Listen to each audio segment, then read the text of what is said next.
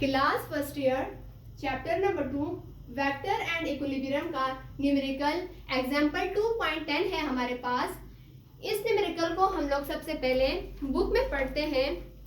Calculate the torque produces by force of 10 Newton which is applied by a man.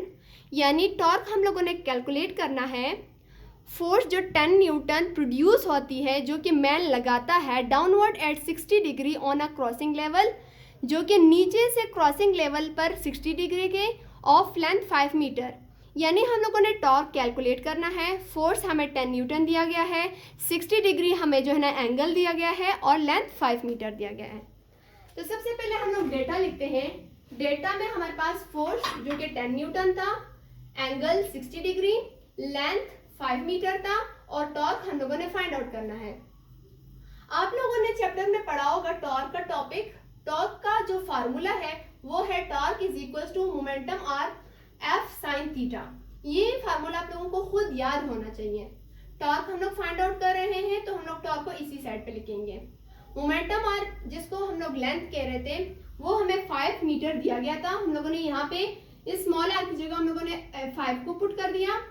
F force जो कि हम लोगों हमारे पास 10 Newton है, साइन हम लोगों ने उसी तरह लिखा और थीटा हमारे पास 60 डिग्री है। अब साइन 60 डिग्री हम लोगों ने फाइंड आउट करना है कि साइन 60 डिग्री हमारे पास क्या है। हम देखते हैं, साइन का बटन दबाया और 60 हमारे पास आया 0.866, यानी जो साइन 60 की वैल्यू है वो है 0.866।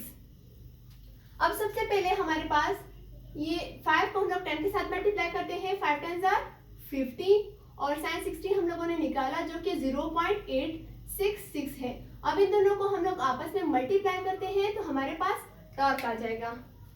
जब हम लोग 50 को 0.66 के साथ मल्टीप्लाई करेंगे, 50 multiply by 0.866 is equals to 43.3 हमारे पास आंसर आ रहा है।